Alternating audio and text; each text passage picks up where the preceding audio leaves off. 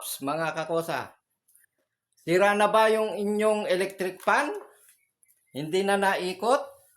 Ayan, meron po tayong kapasitor dito mga kakosa. May nagdala ng electric fan dito, galing sa kapitbahay natin. Ayan po, na-stock po. Ang dumi-dumi. Na-stock kasi hindi daw po naikot. Hindi daw po naikot yan. Kaya, una kong ginawa, binuksan ko, pinaikot ko yung LEC kung masikip ba. Kasi kung masikip yan, hindi talaga iikot yan. Maluwang naman.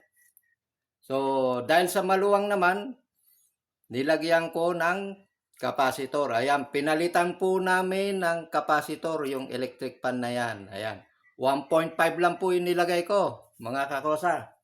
Kapasitor na 1.5 para dito lang. Oh, ayan.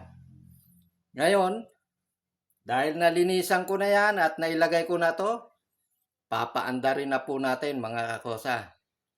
Kasi nakabit na natin eh. Oh, testing na natin mga kakosa. Oy, number 3 pala yan. Number 1 muna. Ayan, oh, ayan oh. Number 1. Number 1 yan mga kakosa. Malakas na. At umaandar na ang electric fan.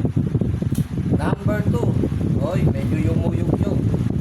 Ibig sabihin, malakas talaga yung ano niya. Yung pag-ikot. Ayan, mas lalong yumuyog mga kakosa.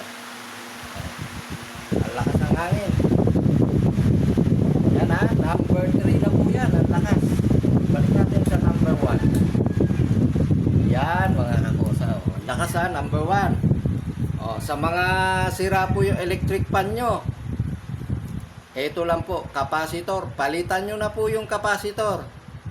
Bago nyo po palitan ng kapasitor yan, yung LEC, siguraduhin nyo na maluwag, naikot. Kasi kung hindi yan naikot, masikip, hindi yan iikot, kahit lagyan natin ito. Kailangan linisan muna natin yung bearing ng LEC kasi may bearing yan eh. Linisan muna natin, tapos lagyan ng langis. Yan, pag nalagyan na ng langis, ikot-ikutin mo para lumawang bago mo to ilagay mga kakosa. Oh. Yan mga kakosa ha. Sa mga gusto nito, sa mga sira yung mga electric fan na, palitan nyo na po ng kapasitor. Ayan po. Oh, kapasitor lang po mga kakosa ha. Murang-mura lang po ito. Nandyan po sa basket. Paki-check out na po. Oh, yan o. Kung papagawa nyo pa po yan sa pagawaan ng mga electric fan, may labor na, mayroon pa na ito. Mahal.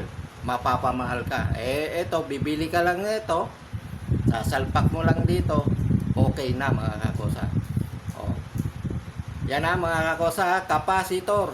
Palitan nyo lang po. Bago nyo ikabit ito, siguraduhin nyo naikot yung LEC. Maluwang.